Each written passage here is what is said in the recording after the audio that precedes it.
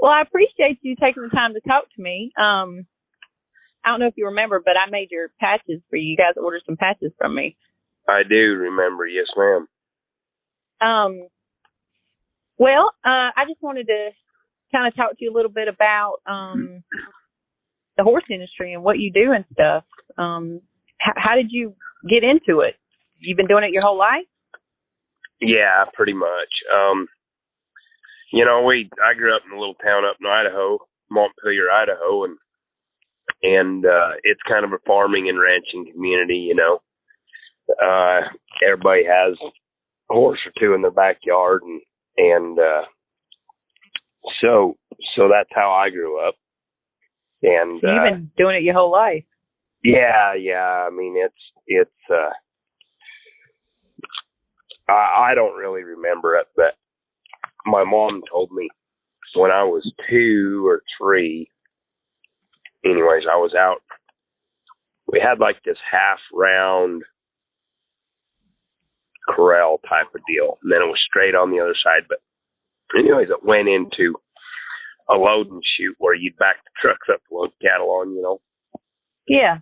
And a horse that I rode a lot as a kid, when he was a colt, I guess I had him in there, and I found an old buggy whip of my grandpa's, and I was chasing this colt around with this buggy whip.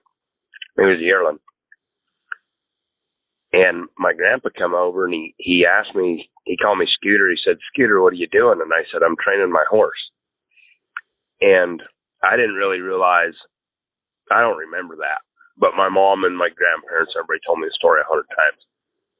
Oh, wow. So they knew that I wanted to be a horse trainer right off the bat. So my mom's dad, he wasn't a cutting horse trainer or nothing like that, like I am, but he was a phenomenal cowboy.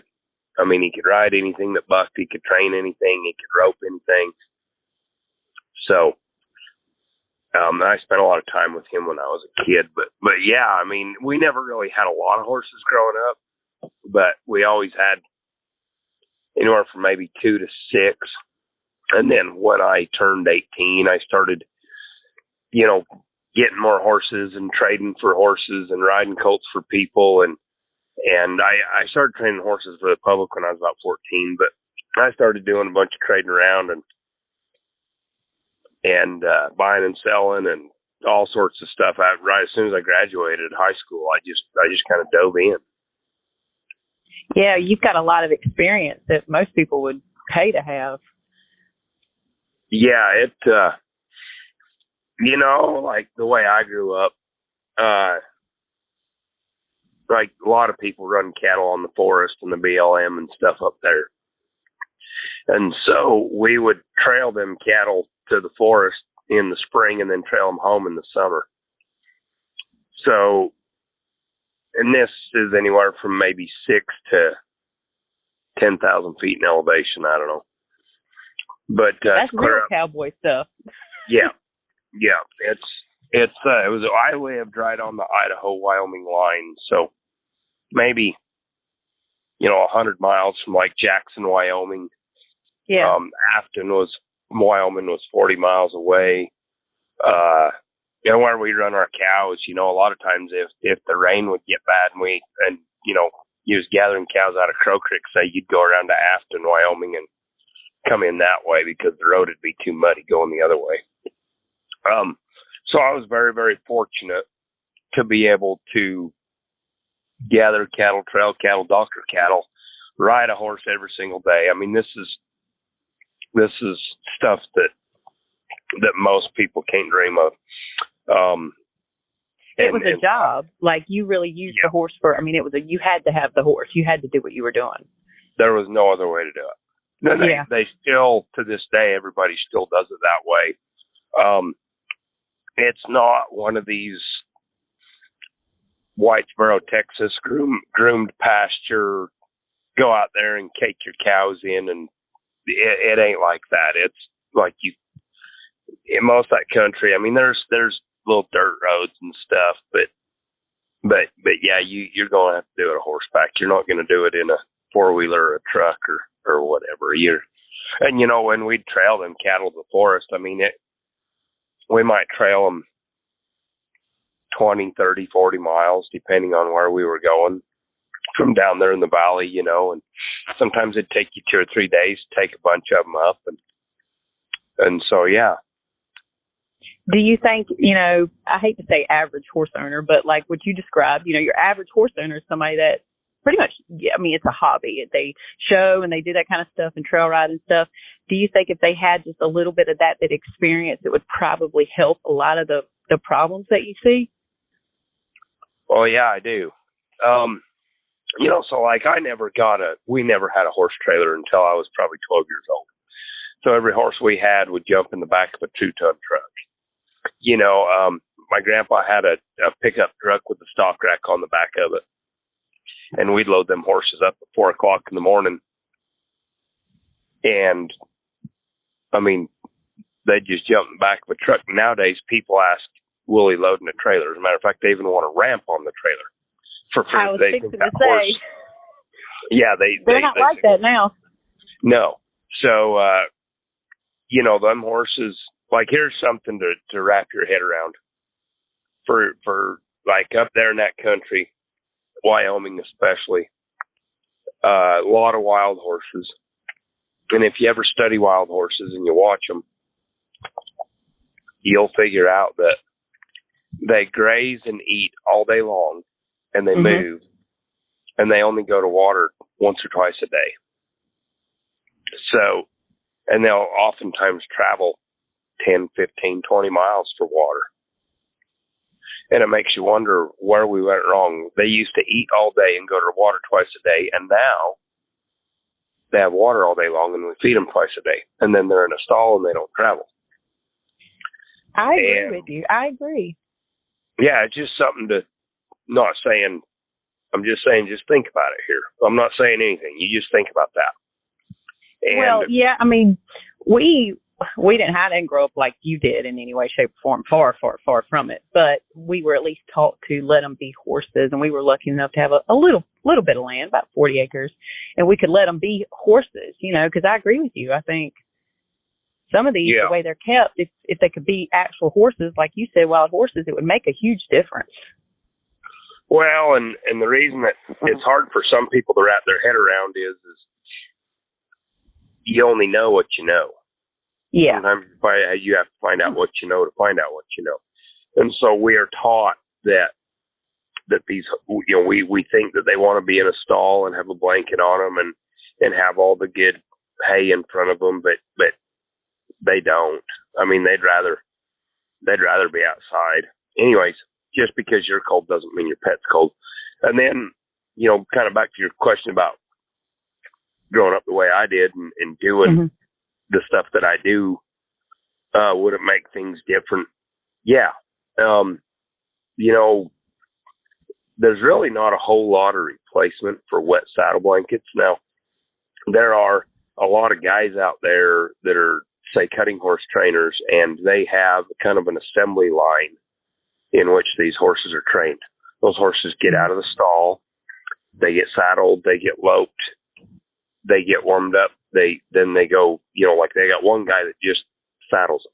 They got one guy that just lopes. They got one guy that trains them, and then they got one guy that just cools them out, and then he hands them back to the other guy, and he washes it off, puts it away, and they get horses trained to do a discipline that way. But I really think that one man doing a lot of jobs on a horse is something very rare anymore, and it's the only way to really make that nice of a horse. Because nothing replaces time. You know what I mean? Yeah. I mean, when we treat these horses like they are nothing more than a number on an assembly line, if they win, great. If they don't, bag them, get another one. And I personally believe that these horses need to be treated as individuals, and you need to spend time with them. And so, and I can't think of a better way to spend time with a horse than to ride him like the way I grew up. You're riding up the mountains, and we're talking about not gather your cows out of 1,000-acre pasture. Okay, we're talking about hundreds of thousands of acres. Yeah. And you're just riding all day. I can only imagine. Yeah, you ride and uphills, downhills, badger holes, creeks. I mean, those horses will learn how to put their feet down. They learn to be obedient. You know, you'll pack salt to all the locations where you want to pull your cows to. You put salt on the ridge tops and in different places, and you got to put it all on a pack horse, you know, and pack it on a pack horse that way. Blocks of salt. And so when you spend that much time with a horse, you get to know the horse gets to know you, you get to be comfortable with one another. That horse knows what it's like to, you know, march for 10 or 15 miles, and then you're going to stop and have lunch, and you're going to tie him to a tree, and he's not going to paw the ground and throw a fit because he knows he's going to have to march another 10 or 15 miles, and then you got to turn around and go back, or you might be making a big circle. So, yeah, I mean, it definitely, you know. Well, I agree with you. I think that I agree what you said just a minute ago about they need to be treated as individuals because, you know, I mean, some of the basic common sense stuff, yes, you can probably to apply to all of them, but a lot of the training and stuff is going to be situational basis, you know? Yeah. Yeah. Well, and then, okay, so I read even as far as conformation, some of these horses physically can't do what people may think they want them to do. You know, I've always thought that. I may be wrong. Nope, you're 100% accurate. So when you look at the way a horse is made, you know, like in the cutting horse world, for example, one of our biggest assets is the biggest thing we need is a big stop. They got to be able to stop because that's all you're really doing before you know, what you're not turning a cow. You're stopping the cow from returning to the herd. So they've got to have a low hock set, and their hock's got to be up under them, and they got to have a round hip and a low set tail head, and we want them to have a round neck. And yeah, it's form to function. You take these short little, cutting horses and ask them to go show jump and vice versa, you know. Exactly. Nobody comes to the cutting horse business and says, we're looking for thoroughbreds for the Kentucky Derby. Right. Right. Yeah, for certain. And now, have you always just trained cutters and show cutters? No. So cutting was not real prominent where I grew up. There was a handful of cutting horse guys up there, but I mean, it wasn't a big deal where I come from. It was roping was a big deal. Team roping and calf roping was a real big deal. So I got into cutting really. I bought my card, and I was probably 34 years old before I really just said I'm going to cut. And so that, you know, maybe about the last 8-9 years I've really got into cutting. But prior to that,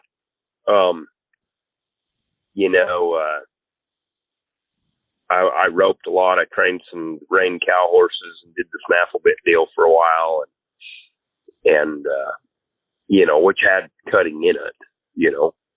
Yeah. But yeah, that was. But when I first started out, my original deal was I just wanted to make good horses, you know, just. Yeah. And then the rein cow horse kind of drew me to it, and then one day I woke up and I realized that I hated reining, and so I quit the cow horse and went to cutting. There you go. Well, that's come up a lot though. The whole ranch idea and the show and the ranch classes and cows, and people are getting to be around that kind of stuff in little bits and pieces now. You know, do you think that's going to continue to keep growing like it's been growing? Well, yeah, and I'll tell you why I think it'll grow, because nothing is better, in my opinion, which nobody really cares what I think, but I'll just tell you my opinion. Nobody anywhere anyhow anyway has ever admired and wanted to be in. I mean, like, what I'm trying to say is the cowboy life is the most coveted, most admired, most desired life out there. Yeah. So every kid in America, I don't care if you're from Chicago, Los Angeles, New York, every kid in America at one time or another has wanted to be a cowboy, even if it was just for 5 minutes. Yeah. I don't care if you're in a gang and you've never even seen a horse and you're just out to do bad things. At one point in your life, you saw the Lone Ranger, you saw John Wayne, you saw something, and it made you want to be a cowboy. Even just for 5 minutes, you thought about it. Now, I don't think there's anything else we can say that about, right? We haven't all I wanted agree to be with a you. fire truck driver or a police officer or a doctor or a dentist. But so with that being said, and then you got to have two things to really what you got to have for the ranching industry. Everybody thinks about it's all about cows, but really grass is everything. And the only way you get grass is with real estate. Well, today everybody has a dually truck, 10 acres, 3 horses, 5 cows, and a border collie. Yeah. And they all want to have a ranch, but that's all they can afford, or that's all they really want to tie themselves to. And they've got the cutest little 35 horse John Deere tractor in the backyard, and they want to go to these competitions like you mentioned and do that type of stuff. And so, but as far as full-time ranching, it's very, very, very difficult to get in that and make it go. And if you do, you're going to have to realize that you're going to have to go without a lot of things that other people don't go without, and you're going to have to do a lot of things that other people don't do.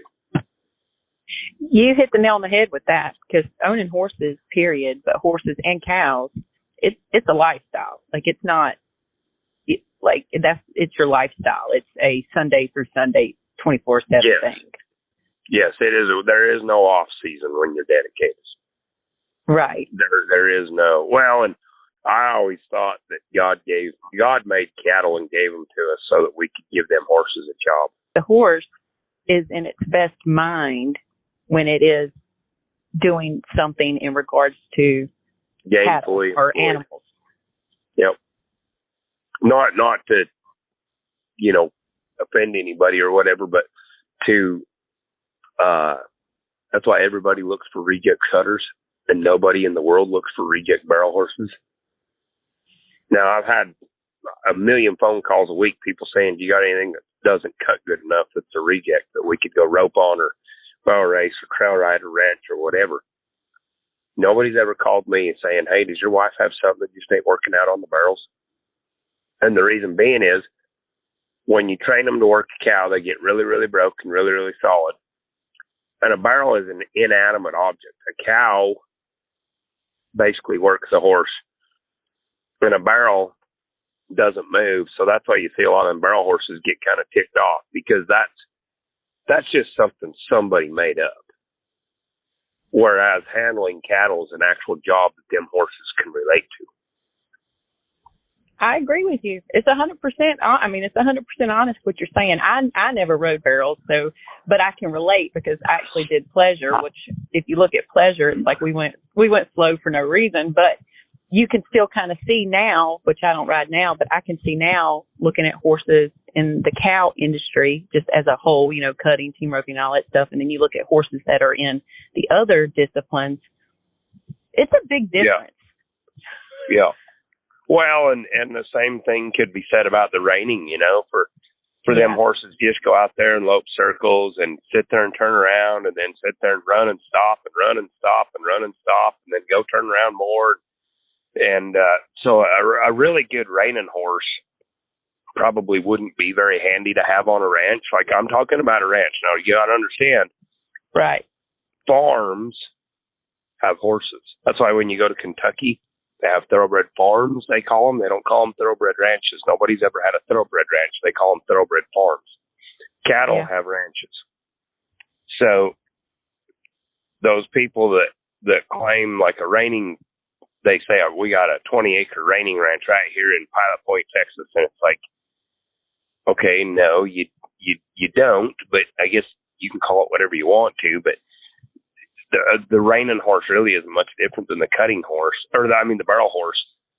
It gets sick of it, and on a real ranch, it's probably not going to be very practical. Right. So anyways, yeah. Do you think it's harder to train a horse when a cow is involved versus when it's not involved? Do you think it's a easier road when a cow's involved because it's a natural thing? Yep, way easier. When you put a cow in front of that horse, you give him something to do, and I can promise you, doesn't even matter what kind of horse you're riding. You could ride a whatever. I mean, a race horse. You could ride a cow horse. You could ride a cutting horse. You could ride a Morgan, whatever. But if there was a cow in front of it, he gonna learn. That gives him a reason to stop and a reason to turn and a reason to, and that's the difference between like where I grew up. You go for a trail ride, but your horse still doesn't get used as the same ways as the guy that's gathering these cows out of the mountains. And then he gets them to the corral, and because you don't just ride down a trail, you might get almost back and then have to turn and double back and go up on top of another mountain and grab 8 or 10 more pairs. And then when you get back to the corrals, you got to sort everything and get yours separate from the other guys. And you might be shipping calves from that set of corrals and sending heifers one way and steers the other, or different weights or sizes. So all that is done on horseback. And that adds up, to making a good horse. But it doesn't matter what kind of horse you ride. When you put a cow in front of them, and then pretty soon they're going to start stopping better and neck reining better because they figured that out. Do you think that these ranch shows depict that lifestyle pretty good, or do you think they're far off from it? Well, they try to. I mean, but it's only so much you can do, I guess. Yeah, that's the thing, is there's only so much you can do, and every operation's different. Yeah. So I've been involved in some of those organizations and whatnot, and I kind of just backed away from it all. But I like the ranch horse shows deals where you got to do a little reining and a little cutting, and you might have a trail course, and you might have to go down the fence and rope a cow or something. Hey, that's all great.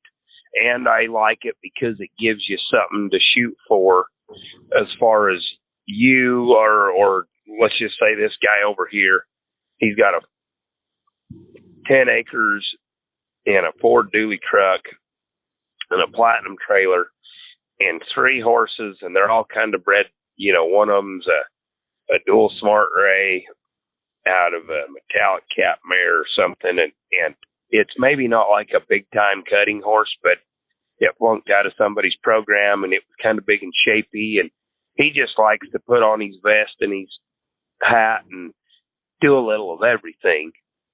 Yeah. And it's what it is it's kind of a way that all these people get to connect. Now, this can sound weird.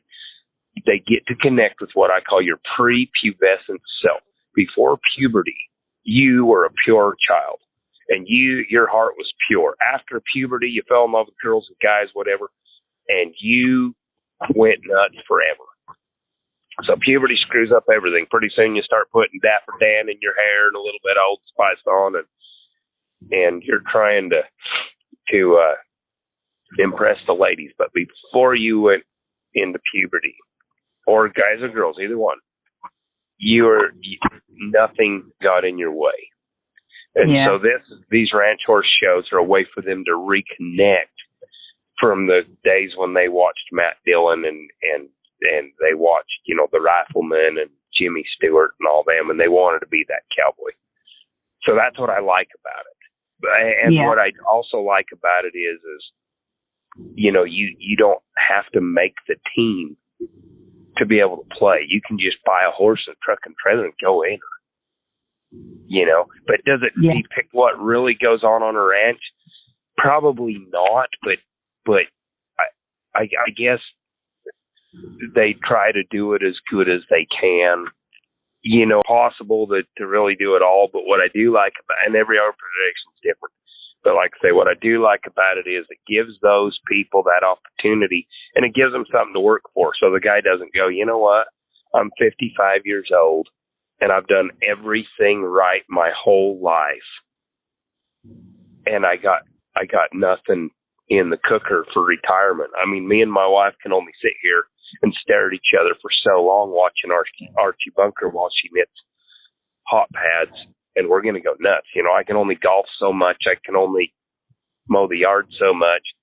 But this way, he can go out there and saddle his horse every night. He might go work the flag or take a cow down the fence or work on his reining a little or drag a railroad tie around or put his breakaway Honda on there and go rope a few, and he can work at it and build toward it. You know, and I love that because I think that goal setting is one of the most important things in the world. Well, and it's less pressure, I think. I mean, even me coming from kind of the pleasure world, and it's less pressure at the ranch shows. You don't have to be as, I hate to say the word perfect, but, you know, I mean, you can trial and error a lot more and learn a lot more than some of these other shows that have so much pressure and so much money, I guess. Yeah. Well, and I mean, let's face it, you know, anytime you have a competition of any kind, sooner or later you're going to get some ringers in there and you're going to get some, you know, people are going to figure that out. But, you know, a lot of them shows too, they don't really have age divisions like we do in the NCHA. You know, or there's a lot more, possibilities for an older horse. Now, granted, I mean, everybody thinks that as cutting horse people, we don't really care much about that horse until after he's 4 years old, which is not true. We start showing them at 3-year-olds a lot of times, and we want that horse to last. But them horses only got so many stops and turns in them. And, you know, whether we use that at the beginning of his life or at the end of his life, but he's only got so many in him. And so, and it's kind of like, well, they're not machines. No, they are not. Look at it like this. Look at the NFL or the NBA. They don't recruit 50-year-olds to be on the team. Yeah. Yeah. They recruit the young men. If you're 40 years old in the NBA, you're an older basketball player. Mm-hmm. Even 35, probably. Yeah. So now, can those guys still play ball and be very good at it? Yes, they can. But it's the same thing for us when we compete at such a high level. We're looking for those really good horses that are 3, 4, 5, and 6, you know. And then there's the exceptional ones will stay good for a long time, but a lot of them will kind of peter out on you, or they'll get too big and whatever. But nonetheless, it doesn't really matter about any of that. You know, a lot of people, we put all the pressure on them and we ride them the most at the first of their life where, you know, let's say we ride him from when he's 2 to when he's 12, and we got 10 years. Yeah. Somebody else rides a horse a lot from when he's 8 to 18. He's got the same 10 years. It's cool to be able to see how other people look at the industry and how much it's changed and what's going on with it. And even like Yellowstone, I've been preaching this for a minute, that Yellowstone has just hyped it up tremendously and brought in all kinds of different people. It has, and I don't mean whatever, you know, I like Taylor Sheridan said in a speech or something one time, he said, you know, I think it's pretty cool because I'm selling cowboy hats in LA. And I'm like, okay, yeah, that's cool. But I'll tell you one thing that I've noticed right here in the cutting horse business is since the introduction, and maybe I just was stupid and didn't realize it or whatever, but since the introduction of Yellowstone, I have noticed the profanity that people use, primarily the F word, has shot through the roof. And I just sit there and go, sorry, I sneezed again. So I just sit there and go, bless you. You know, you people use that word like it's not just shit, damn, or hell, okay? I mean, this is a fairly offensive word. Yeah. And I don't really appreciate that. Okay? Yeah. So have we all said it? Yeah. Do we all, you know, think it probably more than we should? Yeah. But do we need to use it in every other sentence? Probably not. Yeah. And, most but I ranches. think you're right. I think it has maybe brought in I guess bad mannerisms might be the right word. It depicts the lifestyle in a way that, I mean, when I was growing up, I was just taught, yes, ma'am, yes, sir. There's a certain way you should act where you are, some things you shouldn't say in certain places and things like that. But it does depict a lifestyle that's kind of vulgar, which I haven't even watched it, but just from hearsay looking on the internet. Yeah, it's, I mean, I've seen a lot of it, and it's pretty vulgar. And the thing is, when you work that hard, and that's what you do, it makes you humble. It makes you grateful. It makes you humble. And my wife and I mean, we decided the life we wanted to live, which is why I married her, because she wanted to have what I want. And, there were a lot of things that we went without, and it teaches me. Now, how can you be kind and humble and yet turn around and act so arrogantly and talk so foully and is about, Right. and you don't just drop people off at the train station, okay, murder is definitely a very, very serious offense. It's a sin. I mean, if God gave us 10 things that we should definitely do to get along, which was the 10 Commandments, he didn't say, if you can get away with it, don't kill them. He said, thou shalt not kill. Yeah. And so, again, I'm not here to judge anybody or whatever. I'm just saying the life that we live, in my opinion, is second to none. It's wonderful. It's humbling. It's hard work, I mean, we sold a handful the other day at the sale barn, and I had a $50,000 check sitting there on the fridge, and everybody look at that and go, wow, that's $50,000. And it's like, yeah, well, by the time you pay all your bills and do everything, that's, not going to cover it. I mean, not even close. So, you're going to have 5 or 6 of them bunches of calves come in. And by the time you get done paying for it all, sometimes it makes you wonder why you do it. Some years we don't. And that's where I have to train horses to make it work. But different from like the Weatherford, Texas, Scottsdale, Arizona, Nampa, Idaho, those hubs of horse training areas. I can't go do the, barn and arena on 10 acres thing. It's just not for me.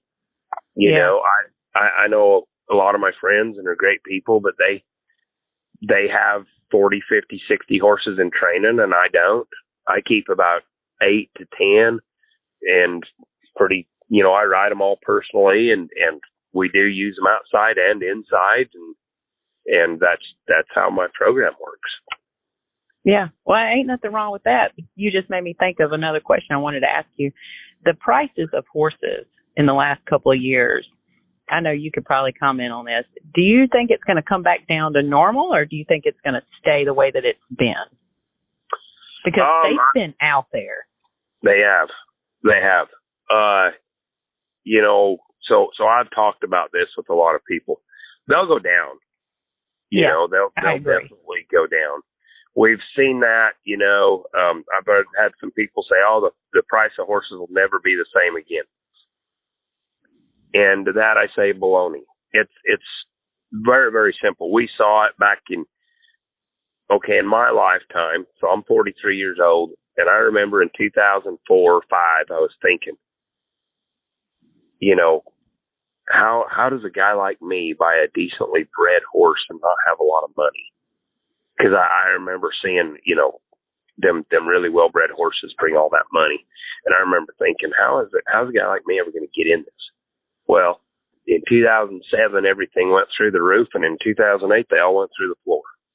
Yep. So it'll happen again.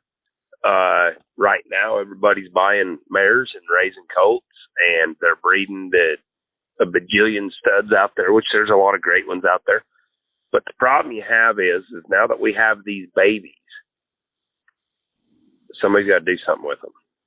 Well, yeah, there's a lot of studs out there, which means there's going to be a lot of babies. And when the economy comes back down to like what we just said, it's going to come back down. Who's going to take care of these horses? Who's going to train them?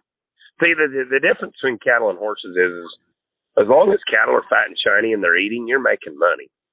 Right. Horses ain't making money unless you got a saddle on them and you're riding. That's the difference. And it takes a skill set. It'll take you your whole life to do it, but nobody's building them anymore. And so them really, really good horses, they're always going to be worth some money. Yeah. But the younger, greener, less experienced horses, we will see those go through the floor again. But yeah.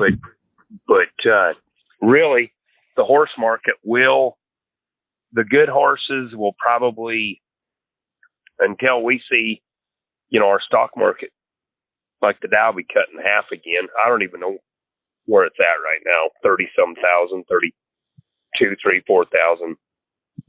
When it drops down to that 16,000 mark and everybody's really crying the blues, then you'll be able to buy you a nice ranch gelding for $7,500 again. Yeah. We had all these people breeding horses like crazy, and then they just quit. And they canned their mares and they got rid of them. But then in 2021, we saw more full registrations than we'd seen in years. Because when COVID broke out in 2020 and there wasn't no shows to go to, a lot of people were taking their good mares and flushing them. Yeah. So, and it's easy to breed them now. Everybody, versus years ago, their reproductive science and people have more stallions and the whole 9 yards. So, but yeah, it's going to go down, and you are going to see, a lot of really nice prospects become really affordable, in my opinion. I agree. I foresee it. I was saying this last year because it just seemed like everybody had a stud and everybody was breeding and, all this stuff. And I'm like, what's going to happen to all these horses when the economy comes back down? Because it's going to at some point. It can't stay up here forever. Yep. It's going to. And I know people say, oh, that'll never happen. But, I can. And then you talk to the guys that are older than me and they say we saw the same thing happen in the 80s. So it seems to me like every 15, 20 years, something goes from low to high, and then boom, after 15 years, 20 years, it'll go back the other way. Yeah. Yeah. Now, I was going to ask you about one more thing. I saw you made a post about, I forgot when it was, but it mentioned all kinds of stuff. You said something about pecking order on horses, and I was sitting there thinking, we used to watch when we got a new horse in, we would see these horses, Daddy would make us put them out there in a pasture and let them just do their thing. And you just had to let them do their thing. And it can get scary sometimes watching horses go through something like that. And I thought it was cool that you said something about that because a lot of people don't even know what that is. And they have never even seen anything happen like that. Horses will fight each other. They will. And you just got to let them do it because there's going to be a leader, and it is what it is. Yep, and that's just how they're designed. So that's why a lot of people, this is why everywhere you go, everybody wants to buy a good gelding, right? Yeah. Well, my best horses have always been mares. Yeah. I've had some really good geldings, but it seems to me, if you look at my record and what I've done in my career, that the horses I've been the most successful on were mares. Mm-hmm. And most people don't get along with a mare because usually in a herd of wild horses, a mare is actually the leader. A stallion will just follow along and try to keep his mares bunched up, but a mare is always the leader in a herd of wild horses. She dictates the route, where they're going. She leads them to and from, feed and water and danger and all that stuff. A stallion will just trail along and bite them on the butt to make sure they don't drift off down their own canyon and another horse pick them up. Well, so most people don't get along with mares because they do not have a leadership capability in their personality, I guess you could say. They don't, they just don't possess those leadership qualities. So they just want a submissive gelding that'll just dope along like old ER on Winnie the Pooh, and a good mare. Which is fine. Yeah. I've had both. I've had that. But a good mare, when you teach her to love you and you teach that mare that, hey, I'm here to protect you and I'll provide this good life for you, but I also will preside over you, then, and then she learns to love you. She'll give you her life every time. She's like a good woman. I mean, it's just, if a husband tells a wife, I promise you that I will always take care of you. I will protect you. I'll provide this great life for you. I mean, she'll give that guy her life, even though he's probably, now that doesn't mean he's going to be one of those guys that just does whatever mom says either. It's kind of a give and take deal, but he will, but I've even seen geldings fight. Like, matter of fact, a friend of mine the other day, he bought a new horse, took it home, put these two horses together in a small corral, and both geldings, and the one of them kicked the other and then broke his leg. And, geldings aren't supposed to do that, right? Well, the one probably wouldn't have got hurt if they'd have had enough room to get away from each other. Yeah. You know what I mean? Never been together, didn't know anything about them. Anyways, yeah. But yeah, they got 5-10 acres or whatever with, I know I'm literally sitting right here in Whitesboro, Texas, and there's horses and trainers and facilities everywhere. And I'll buy you a steak if more than 5% of them have more than 50 acres. I'll bet you most of these people are on 5, 10, 20 acres, and they've got, I don't even know, 30, 40, 50, 100 horses at each facility. Oh, wow. They're just stacked one on top of the other. They put them in 10 by 10 and 12 by 12 stalls, and they talk about ample turnout time, and it's like, they just don't have the space. That's probably where the business aspect ties into like what you said. Horses are looked at as a dog is looked at, or a cat. They are becoming, I hate to say the word pet, but they are in a sense, because sure. Because they are. So when you tie in the business aspect of it, it's kind of the same thing. It's the same question as, why do people keep breeding dogs when you can go to a shelter and get a dog, if you don't need it for a specific job. Yeah. But the business aspect probably plays into that because, It does, and don't get me wrong, it's like where I grew up, we'd go up the mountains riding and stuff, and we'd stay up in Ephraim Valley. My grandpa used to keep an overnight horse up by the cabin, and then every morning he'd go out into this little pasture that was, I don't know, 600-700 acres maybe, and he would gather up the horses and bring them all in, clear up the mountains there, and then we'd pick what we were riding for the day and turn the rest back out in that 600 or 700 acres, whatever it was. Could have been even bigger than that, but anyways, that's pretty big. Yeah. No, when I tell you a lot of big country, I mean a lot of big country. But I don't live like that today. I have to train horses to make it work, and so, I've got 27 stalls at my place, and we do also keep horses in stalls. However, we do turn them out a lot. Like on the weekends, anything that can be turned out. And then I've got a couple of kind of solitary small traps and stuff that are, I don't know, a couple of 100-foot by a couple of 100-foot square, big enough, maybe an acre in size. And we'd rotate the studs and their turnout time there, and because they do have to definitely get out and move around. Yeah. I've seen, I was traumatized when I was little. We got one of the studs I saw when I was little, he was like raging. It was that basic image of this crazy horse and all kinds of stuff, you know.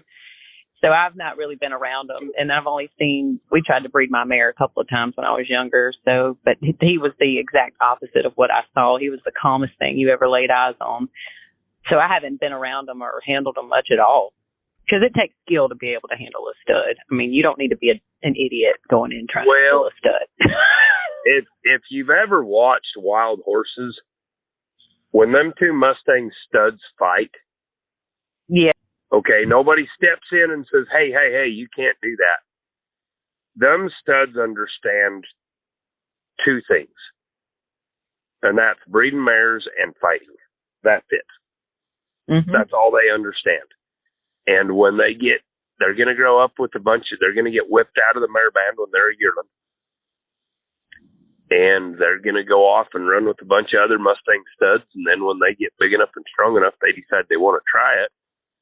They'll come back. But when they fight, you know, if the other one doesn't die, he'll be crippled up so bad a mountain lion will get him or something. Just how it is. And so they're really, it's almost impossible for us as a human to hurt him. As you know, we couldn't hurt him the way another horse could. Oh no! And I'm not saying I don't want to. I'm not saying I want to hurt my stud or nothing. But my wife doesn't like handling studs. I mean, we've got one stud that I used to show a lot, and she shows him every now and then. But she doesn't like handling them a whole lot. She says they can smell the difference between a man and a woman and tell the difference. And our studs are pretty good minded, and I know everybody says that, but they really are pretty good minded. But there's some days I have to get out of them after them pretty harshly, just to keep them, you know, definitely being obedient, because, you know, I mean, it's a stud. He's going to do what he's naturally going to do, period, regardless of how he's raised and all that kind of good stuff and the training. He's still a stud horse at the end of the day. Yep. I really do. I love what I do, and I've had a lot of people tell me that I couldn't do what I do. And the funny thing is now that I'm doing it, and I show them, you know, everything they said I couldn't do, I'm doing it. And I'm kind of geared that way.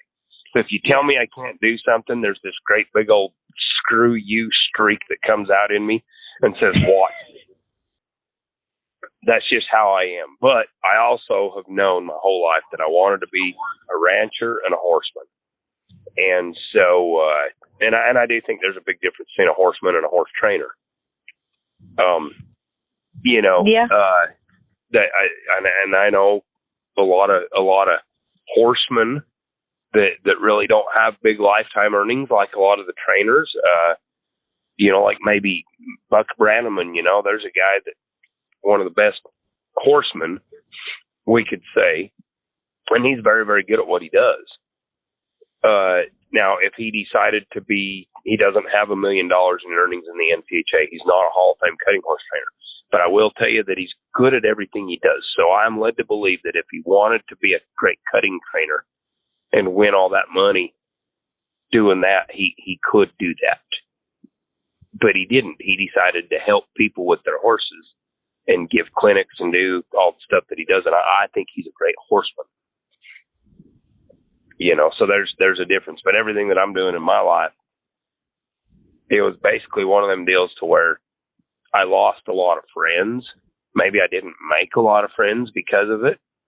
I had to go my own way. It was taxing on relationships, and yet it was strengthening to the relationship I have with my wife, because when you want the same thing, you know, you both want, I'll tell you a little hole in the wall. You both want one of the best ice cream cones you ever had. Get in the car, go get some Far's ice cream from Farson, Wyoming. All right. If you both want ice cream from Farson, Wyoming, you're going to have the most remarkable and memorable trip going to Farson, Wyoming to get ice cream. Now, if one of you wants Blue Bonnet from down there in Belton or Brenham, Texas, and the other one wants Farson, Wyoming, one of you is going to have to get out and get an Amarillo and go the other way. Yeah, this is true. now you both like ice cream, but one of you says, no way, I'm having Bluebell ice cream, and the other one says, no way, I'm having Farson ice cream. So, when I picked my spouse, I remember on the first date, I told her, I said, this is what I do and how I want to live. And if you like this life, I'd like to see you again. If not, it was nice to meet you. And so, picking the right person that wants to do everything with you is very important. But again, Yeah. and then go back, but again, like I say, what works for me doesn't necessarily work for everybody else. And I like what I do. I like having, a herd of cows and we run about 250 head of mother cows and then we have our batch of brood mares. We run about 20 head of mares and we have a stud that I showed and won a bunch on, and we breed all them mares to him. And so we kind of do a little of everything, and then we have the Well, you're doing something right. I think I saw where you won a show you was at the other day or the other week. You posted something, so it's working for you, and you're doing your thing. You're doing good at it, so that's good. Well, I got 6 weeks of the year left. I've got a horse that's actually sitting first in the world in the NCHA, so there's 6 weeks left, and if I can hang on to that number one spot for the next 6 weeks, I'll have a world champion. So, well, that'll be good. Yeah, it'd be great. It's been exciting and been a fun year, and again, it's been one of those years that, like, I got to be gone for the next 2 weeks straight. I'm in Whitesboro till Sunday tomorrow, and then Tuesday I take off and go to Gonzales, Louisiana for the rest of the week, and then I come back from Gonzales and go straight to Montrose, Colorado for another week. And then I come home and got a few more weekend shows, and then I got to get ready for the paternity. We got Darren Hagens as a 3-year-old stud, smooth talking style stud. I'm showing at the paternity for Darren. And we're going to ship calves and everything else in the middle of all that. It's a lot to take care of. It's an operation. I mean, that's the operation never you ends. got going on. No, my wife and my 2 sons work with me at it every single day, and my boy today, yesterday my wife hauled another load of calves to the sale, and then my boy today, he works at that sale barn on the weekend, so he texted me this morning, wanted to know which horses he should take and ride at the sale barn all day, juggling cattle around and whatnot, and so it does. It's an operation, and it takes all hands on deck, and there's no vacations. There's no days off. No, and it's a blessing that you have the family that you've got, that you all guys are on the same page. You're all working together.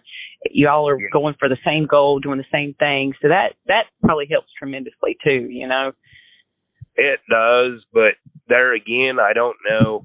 Like, people say, how did you get your kids into that? And I'm like, well, they didn't have a choice. When they were old enough to start doing something, I started giving them chores to do because I needed the help. Yeah. So there wasn't no choice. It was just like, well, you got to start doing that, and then every day, pretty soon like my boy Porter, he buys calves, and that, obviously he has to take care of them. They're his calves, but he grows them up and sells them. And he just sold one of his yearling colts the other day. I let him have a yearling colt last year, and he sold it the other day, and put some money in his pocket, and then my other son, he started out real early, so you got to incentivize them, let them have something of their own, and see the way it all works for them personally. Well, you got to earn your keep. I mean, like my parents told us, if you want something, you got to work for it. So if you want these horses, we got to get out here and work for it. Yeah. No, you do, and that's again one of the biggest problems we have today is most people don't work for it. Yeah. They just have it given to them. I mean, I realize not everybody works the same. We got to have cities, and we got to have offices with cubicles in them and people doing all that stuff, and I think that's great. It's just not for me. Right. Yeah. No. I mean, yeah, that's obviously that's that's going to be a common sense thing. You know, some people, everybody has an importance in their thing that you do for a living. You know, some, like what you just said, some people ain't made to work on a ranch and live that lifestyle and do that kind of stuff. Right. That's okay. You know, Right. but you're They don't right. want to gather cows when it's 20 below zero and 3 feet of snow and you got snow blowing in your face sideways and you're out there looking for cows that you got to bring in because they might calve that night. And, you know, and then in the summertime, you're trailing cows and it's hotter than the hubs of hell. And People don't realize the work. I think a lot of that, I hate to say average person, but that's what I'm talking about. Your average person that doesn't see this type of lifestyle or your lifestyle, you know, whatever, they don't necessarily know the work and the dedication that goes into them being able to buy a steak. So people are real quick to just complain about it without even knowing. Yeah, it's just when you think about it, really what a steak is just, well, think about it this way. Will Rogers said, buy land because it's the one thing they're not making any more of. So the only thing a steak is grass. We converted grass to protein for human consumption. The only way you get grass is by having dirt. I mean, it's just the way the Lord designed this world, you know, and you know, it's just not possible to hunt for your food. And there, you know, you got people say, oh, I don't need beef. I go out there and I kill a deer every year. Well, I can tell you right now, if all you lived on was deer meat, you wouldn't live that long, first of all. And second of all, we would have no wild animals left. They'd be extinct. Yeah. But yeah, you know, and like, I mean, the two things that I think are completely recession proof are beer and beef. So it's proven in tales of times of woe that the tale is that people lose their job or get a pay cut or lose a client or whatever. They go out there and they immediately gratify themselves and they get drunk. That's where the alcohol. Which is astonishing. It's astonishing to me that. Right. It's like, okay, you're broke. You just lost your job and you went and spent $40 on booze. You know, you should have saved the $40. Right. Yeah. But whatever, we all have our guilty pleasures. So, true. And then, you know, people become addicted, whatever. But then beef is also recession proof because no matter how bad the economy gets, people always got to have it.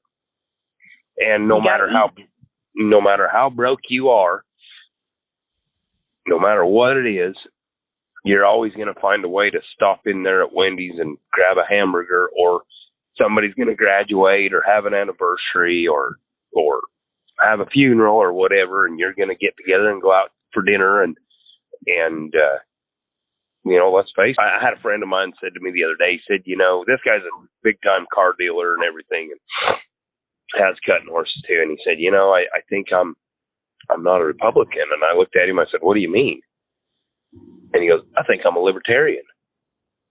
And so he Googled it for me on his phone and looked it up, showed it to me, and I was like, holy crap, I'm going to be a libertarian too. What's the difference? I need to Google this.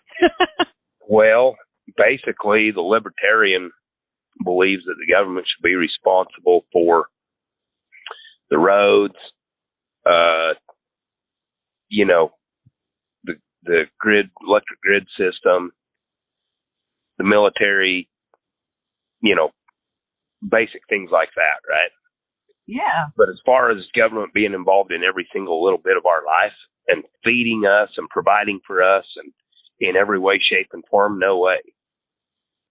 And so you'll find that even the Republican side of things have gone back and forth so much.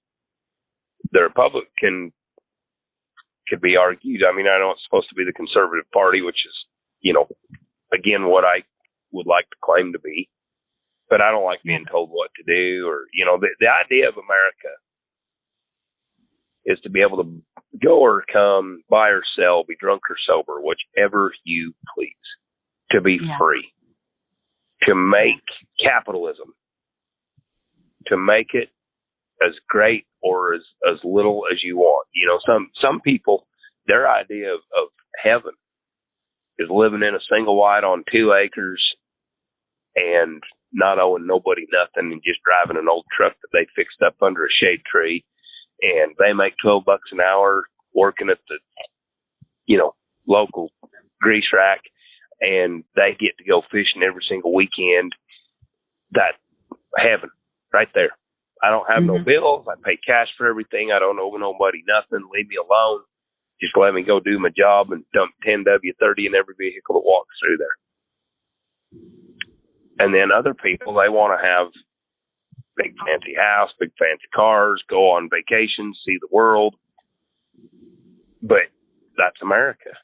To be able to do whatever you want and not have somebody tell you you can or cannot have it. But do you remember that movie? And I loved it. That when it came out years ago, called not Secretary, but Seabiscuit, the horse movie. I haven't seen it, but I know what you're talking about. My grandpa told me that it was the greatest show he'd ever seen. So then I had to watch it because my grandpa said that. So I went and watched it, and it you know goes through the Great Depression era and all that, and shows the struggles and blah blah blah. But the one thing that stood out to me through all that, well, you saw this family that didn't have nothing, and their boy goes and gets some money by working at a racetrack. So you actually get to see that even though everybody was stricken with poverty, there was still money floating around in the horse business. And so, which also, you know, kind of made me think a little bit. But that guy in that movie, he goes to San Francisco or something out there to California with no money. I mean, he's got 25 cents left in his pocket. And he ends up being one of the largest, probably the biggest car dealer in the entire Bay Area in San Francisco. Just a dream. To work hard and reap what you sow. Like I say, the horse industry and the ranching industry and all that, it's a great thing to be in. Yeah. But it's going to be a lot of work and a very little pay. And everybody looks at what we do and they say, you know, oh man, you have such a great life and such a nice place and nice, you know, and we built all that. I mean, everything on my place. You walk into my barn, and I've had a million people walk into my barn and say, man, this is the coolest barn. And I built that with my own 2 hands, you know. That's something to be proud of, for sure. Yeah.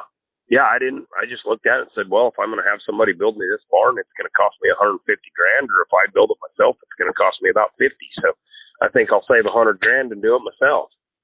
Yeah. You know, and I worked on that barn after I rode 20 horses a day. Oh, wow. Yeah. Yeah, I'd work on it a couple hours every night. That's hard work. That's a lot of hard work. It's very hard work. It's like going to a construction job after you've been at your horse training job all day. I was fixing to say, riding horses is not an easy walk in the park. No, it's not, and that's just how it is. But yeah, it's got its rewards and it's got its downfalls, and all I can say is, in my opinion, the good outweighs the bad, so I'll keep doing it. There you go. But you know, you also got to remember that, in my opinion, I guess I shouldn't say you have to remember this, but in my opinion, you know, we're a product of our actions and our choices, not our circumstances. Yes, this is true. And so we can decide to do whatever it is we want. But and back to this horse deal, and expensive horses and cheap horses and bad horses and good horses. You know, like my wife's an avid barrel racer, and so I get to see quite a bit that goes on in the barrel racing world.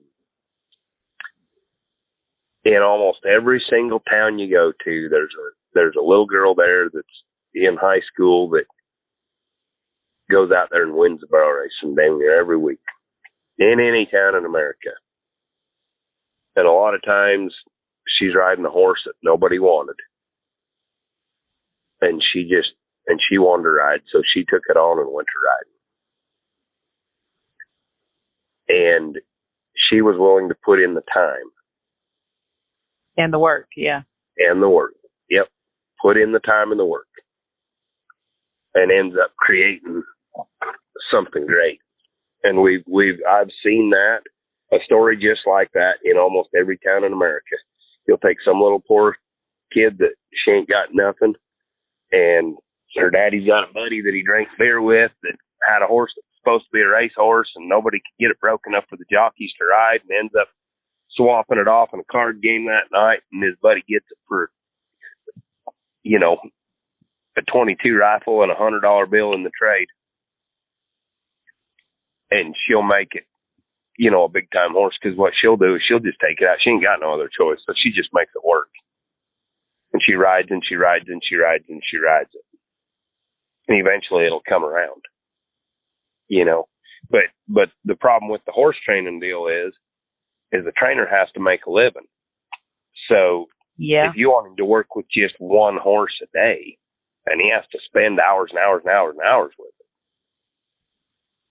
he's going to have to charge you $10,000 a month to train that horse.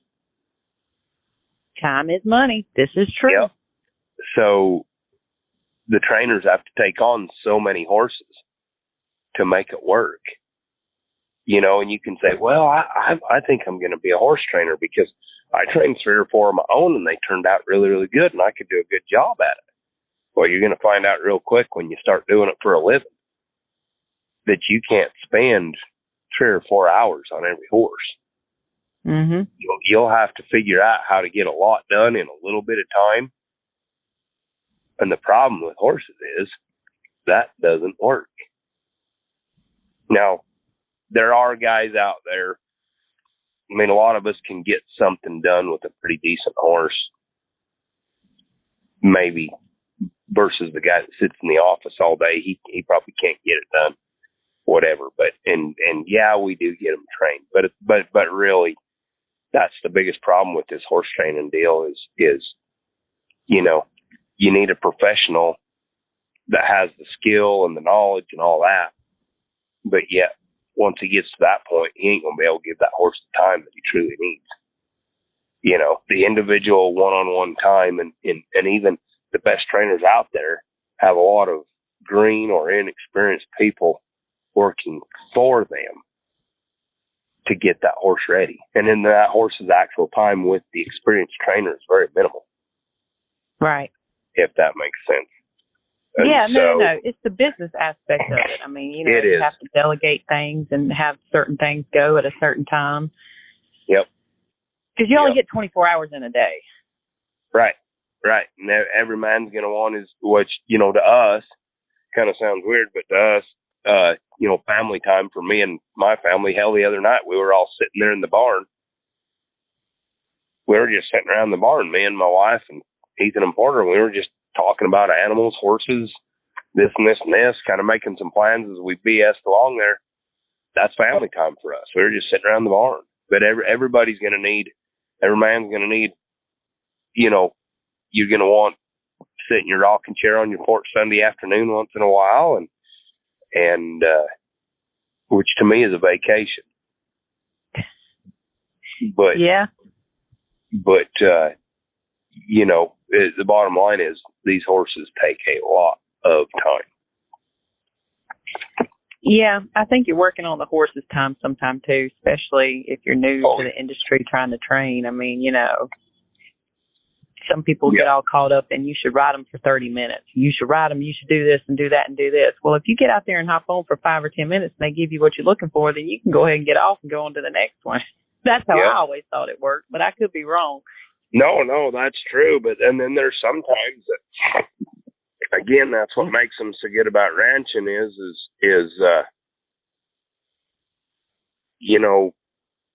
you're going to ride that horse whether he's good or bad. You're going to ride that horse for 8, 10, 12 hours a day, sometimes 15. On them really big days, no, I ain't kidding you. On them really big days, you're going to go through 2 or 3 of them.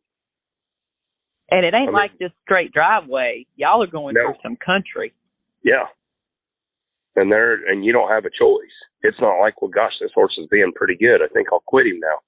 Well, you're 18 miles from the truck and you still ain't got your cows gathered. I think you better keep trotting. Yeah, it ain't no stopping now. Nope. That's just how it is. And sometimes you run short of horse flesh and you might have to pull your cinch up tight and ride him again tomorrow. Remember what it says on the Bickmore's gall salve, or it says on the gall salve can, it says, be sure and work the horse. And again, you know, we're trying to breed horses. Now, do you train a cutting horse by riding him 18 hours a day or 10 hours a day? No, you don't. You train that cutting horse, get him out, jog him around a little bit, work him on a cow or the flag for a minute. Shit, I mean, 20, 30 minutes a day, you'll have a world champion if you've got a horse that tries for you, you know? Yeah. So, with that being said, different strokes for different folks. And that's why them good ranch horses did have a big motor, and people would brag about a horse that would go all day because they didn't want to be left afoot. But the problem is now you get somebody goes to a horse sale and they see in the notes it says this horse will go all day. Well, I like that. I don't want to be slowing down. Well, the trouble is they only go all day twice a year. Yeah. And so the other 363 days a year, that horse sits around and they don't get along with him very good. And they never really thought that one through. Yeah, no, you're right. There's a big difference between going all day with what you're talking about versus what, you know, other people may be talking about, or, you know, weekend all day or just whenever you want all day, you know. The horses that you used, it was a part of the job. Like, you had to have it. Yep. Yeah. So it makes a big difference. They still got to be obedient. But, you know, one time I pulled into a gas station in Stephenville, Texas, and there was 2 horse trailers parked there getting fuel. One of them was a big fancy living quarters trailer, 3 or 4 horse trailer. Looked like a barrel racer's deal. That trailer was just a bouncing. Them horses were going crazy in there. They all had their own dividers. They were whinnying. They were pawing the ground. They were bouncing around. The other trailer was a pipe trailer, and it had 7 horses in it, and a dually 4-door truck with a bunch of cowboys in it. And every one of them horses was standing there with a saddle on. No dividers. They weren't even tied up. The reins were just thrown around their neck. And them horses never swished a tail or pinned an ear or lifted a foot. They just stood there because them horses had been used all day. Yeah. They never fought. They never kicked. They weren't even tied in, and they all stood in a perfect domino line, you know. But they'd been used all day. I wished I could have took a picture of that or made a video and said, this is the difference between horses that get to see 3 cans in an arena for 30 minutes a day and horses that spend all day trotting through the mesquites and the cactus, you know, prowling for cattle. Well, you can probably say this too, you know, I mean, knock on wood, like we didn't have colic problems and health issues. We didn't have, when our main horses lived till they were 30 plus years old. And I look at all these supplements and all these things and all this stuff that these people buy and do. Some of it may be very justifiable, but some of it I'm just like, I don't understand why you need all of that. You know, they're trying to, it's kind of like the old deal where they said, you need to eat your food is supposed to be your medicine, or one day your medicine is going to be your food. So when you have, you know, when you eat proper, you can get healthy. Right. So these horses are made to travel. Even their guts, the movement and everything that happens when they're traveling. I mean, well, okay, years ago I had a little filly, a Peptotaz filly, and she was colicking. And I didn't have her insured, and I knew that the surgery was going to cost me more than she was worth. And I knew that if I had to take her, I took her to the vet, and he said, she's colicking. She needs to go into surgery. So this sounds barbaric. we gave her some bute and banamine. I took her home and I turned her out and said, well, if she lives, great. If she dies, I won't have to drag her out of the barn to bury her. She goes and runs around. She just takes off at a dead run, runs around out there in the pasture. And I'm sure she's got, a lot of stress and adrenaline running from the pain. The next day she was eating grass out there and she was just fine. She didn't die. And my brother had a horse that did the same thing. It colicked and we turned it out and it died. And it lived. It didn't die. Baby colts are born out hundreds of acres. And sometimes a mare will have a colt that's 3 or 4 days old before we realize she's had it because we don't even know where it is. And then one day we'll see it trail into water and we're like, oh, that gray mare had a colt, type of deal. Well, and my grandpa told me one time that he said horses are different than cattle. When they have problems foaling, it's usually a big problem and you're not going to be able to help them. And so our mares foal out on the grass where it's natural, it's clean. We don't have to worry about any of that, if that makes sense. Yeah, no, it makes perfect. My anxiety would probably get the best of me, though, if I tried to breed a horse now and have to watch it and stuff. I would just want to be watching it and being there. But, no, you're absolutely right. If we kept it a little more natural, I think it would alleviate some of the problems that are around these days, Yeah, and then them colts learn to travel good and put their feet down, and they're not stumbly, and they're aware of their surroundings, but we don't halter break them. I mean, they're pretty wild when we wean them. We don't halter break them. And I've had people ask me, so what, that they buy colts from. So so this colt will be halter broke? Nope. It's all your deal. When we bring them in out of the big pasture, we're going to wean them, and you're going to come get them, and we run them on the trailer like a calf, and that's the end of it. I didn't know that.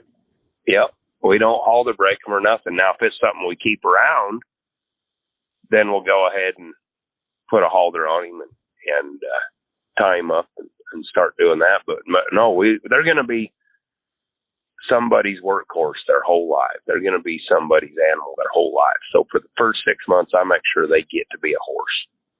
Yeah. After that, I let people go ahead and ruin them.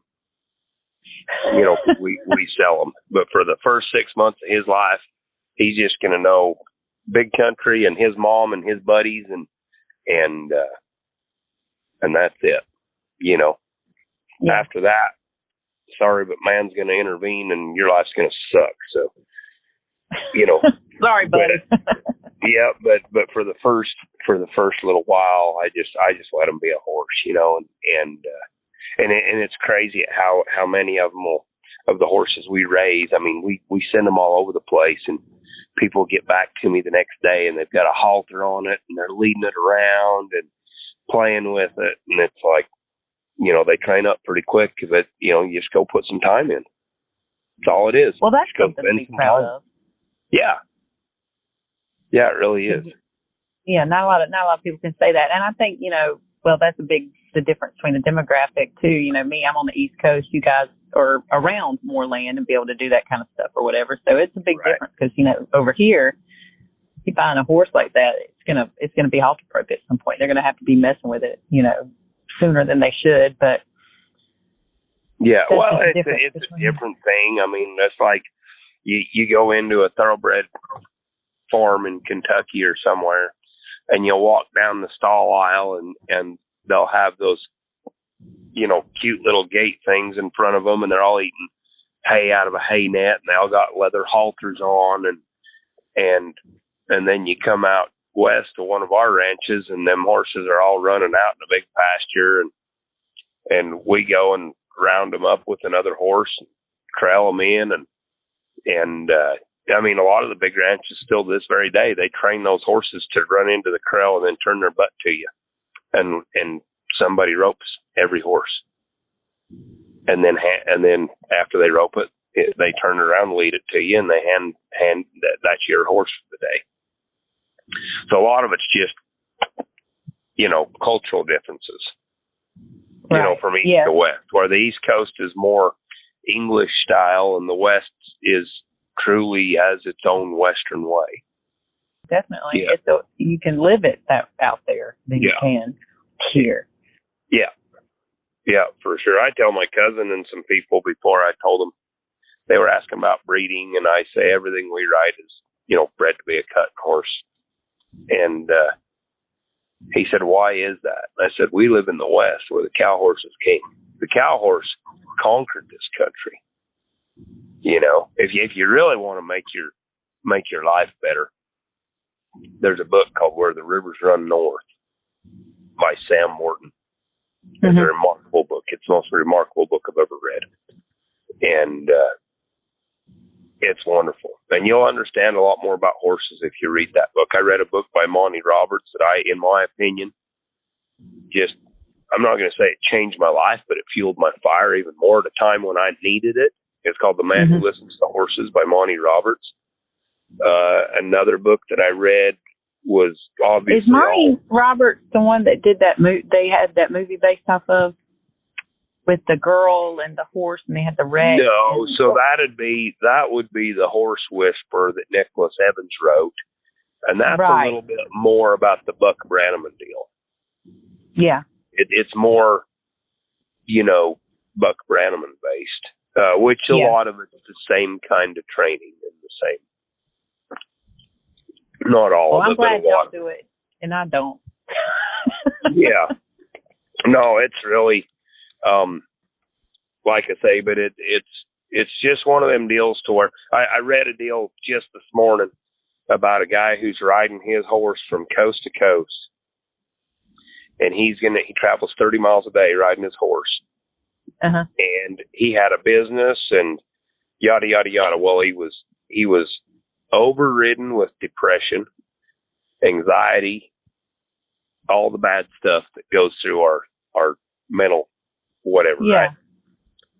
And he is able to, he sells everything he's got, takes his horse, and decides, I'm going to ride across the country. And he's doing it. Probably happier than a lark right now. Yep. Happy as a pig in mud. He ain't really got nothing. And when he's done, he's going to start a deal for veterans with PTSD and get a farm or something back east for them and have horses there and yada, yada. So horses are very therapeutic. I mean, in a lot of areas. Yeah. Yeah. And so it's crazy that all the success and big business and big industry, how it really didn't, it couldn't gratify this guy, but yet just being on a horse brokered and shit riding from coast to coast makes him feel accomplished. Yeah, that's pretty admirable, I think. I think that's great because, what's that quote that everybody always says that the best thing for a man is to be on the back of a horse, or the one I'm talking about? Yep. It's pretty true. It is. You can sort a lot of things out that way, and it'll call on you. It'll, you spend enough time on horses, and it works and exercises different parts of your body, and you build a relationship with that animal. You'll figure some things out, and the other stuff will kind of go away.